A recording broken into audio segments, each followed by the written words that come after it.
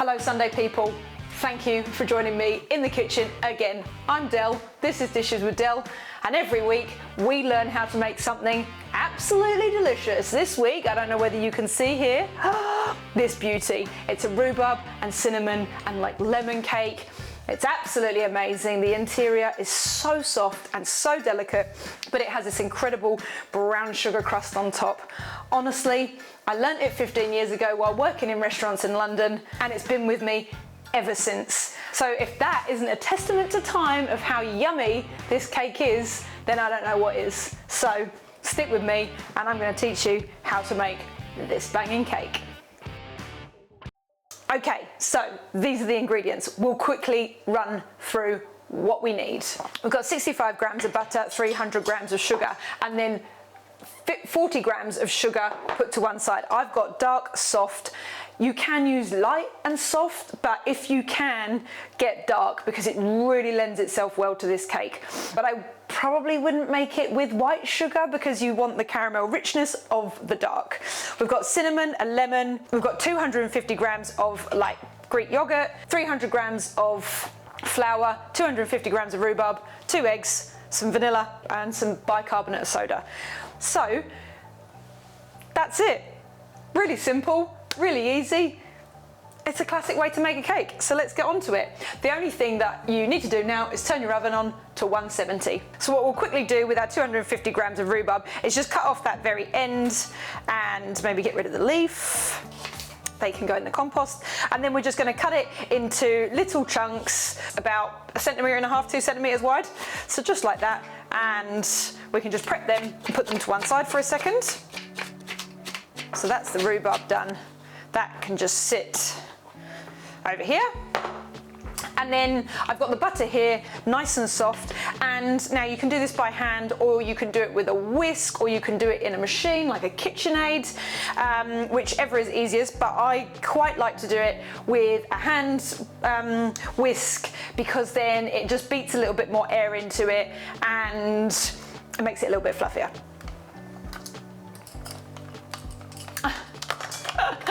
It's like I've never used one before. I was trying to put it in the wrong place. Del, you idiot. So we'll beat the butter first a little bit, just to break it up. So all I've done there is literally just break up the big chunks, and then we're going to add in our 300 grams of the dark sugar, and we're going to beat it all together.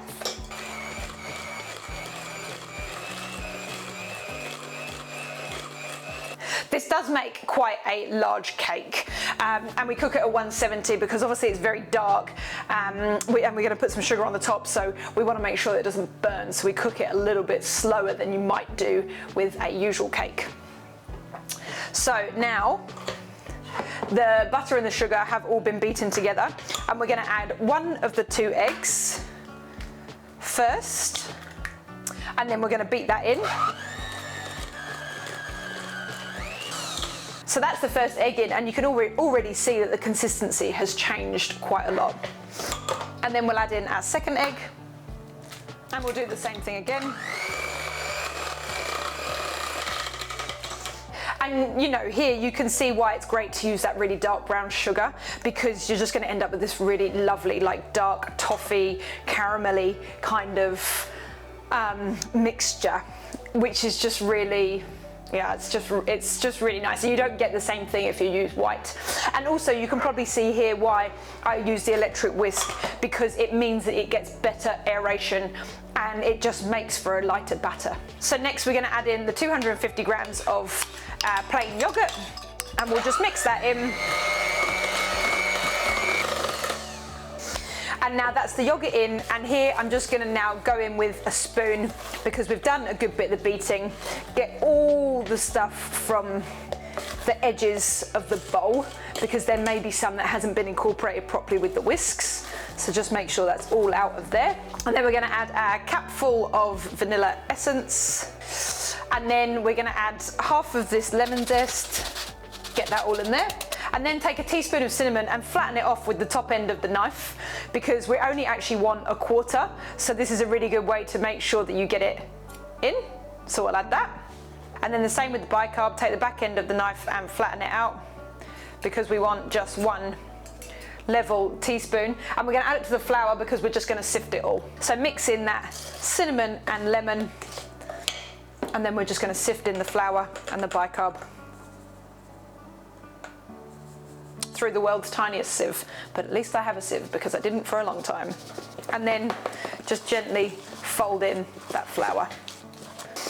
Oh my God, it already just smells delicious, almost quite Christmassy.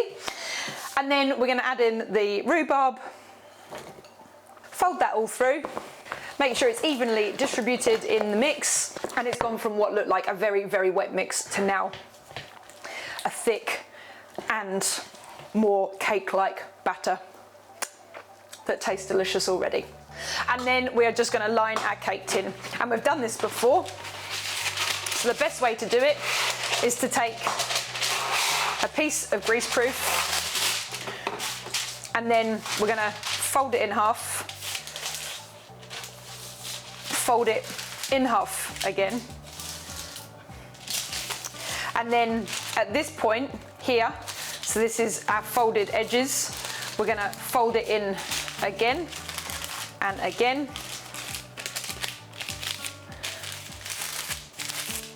And then what you do is you measure from the middle of the tin to the edge, so that's there, and then we want a little bit extra, so probably about here. And you tear it off into a slightly circular pattern, or not, I mean that's circular-ish. And then you have your perfect little lining for your cake dish. I've done this in a loose bottomed cake tin, but a spring form one would be great too, but you do need it to be quite deep. And then that's it, cake mix in. And this is where a spatula is always great, because you can scrape everything out from the bowl. And then we're just going to spread it into the tin. And once it's all in the tin like this, with your remaining 40 grams of dark brown sugar, we're just going to sprinkle it over the top. And it's going to look something like that.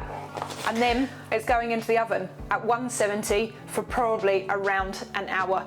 And we will do a skewer test, but it will still come out with just a tiny, what looks like batter on it. But I'll show it to you so that you can see what I mean, because it's got the fruit in there, that fruit is going to let out a little bit of moisture, so it will feel like it's a little bit undercooked in the middle, but it's not. But we'll check back in an hour and I'll show you what it looks like. And while that's in the oven, I'll get on with the washing up. So it's been 45 minutes, and as you can see, there's still a bit of wobble in our cake. So I reckon we're going to need another 15 minutes at least. Let's have a quick look. Yeah. I mean, with still a little bit of batter left on the skewer, I don't know whether we can quite pick that up. There it is. I reckon we still need another 15 minutes. So there it is. It ended up being an hour, which I thought maybe it would be. It just looks absolutely incredible. Look at that sugar on the top. But that is why you need to cook it slow, because otherwise that sugar will burn. Now, it's just time to let it cool down. So I'm going to leave this for probably a good 45 minutes, an hour, and then we'll come back to it. But what I'll do in about 5 minutes time is take it out of the tin, and we'll just leave it on the cooling rack to cool. So it's been cooling. Let's cut into it. So we've cut out a slice, and I mean, it just looks amazing. You know, this crisp top on the top of this cake is what it's really all about. And while it's still a little bit warm, it's so good. Now, as you can see in there, there's them little chunks of rhubarb. They kind of dissipate and almost break down, which is why you cut them small, and they just, melt away inside this amazing cake. So I'm going to have with this, I think, a little bit of yogurt, but because that's a little bit acidic, and this is obviously very sweet. So we'll get some on there and we'll give it a try.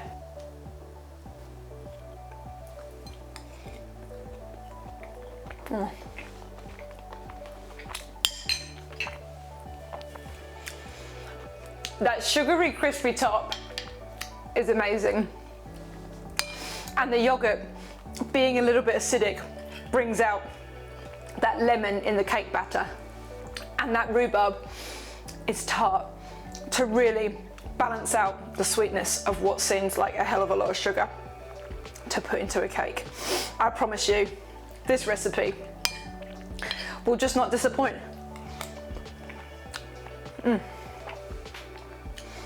It's easy to make the mix. It's absolutely delicious. And it makes a massive cake. So I don't really know why you wouldn't want to make it. I mean, just look how beautiful and pink that rhubarb is inside. And it's so, I mean, you know, it's completely and utterly soft. And yeah, you end up with this amazing result. And them little bits of rhubarb are just so pretty and pink. I hope that you've enjoyed this episode as much as I've enjoyed that piece of cake. Oh, honestly, it really is so good. Oh, and it's just like that rhubarb is just tart.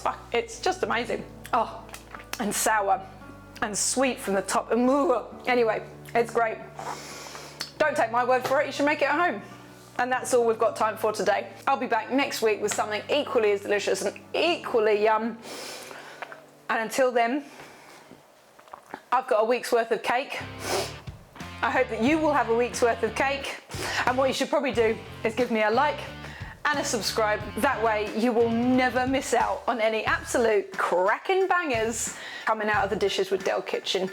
I honestly love doing this so much. I love teaching you guys how to make absolutely delicious things. I mean, after being a chef for 20 years, I've got a few tricks up my sleeve and I just love being able to share them all with you. So we all know what happens now.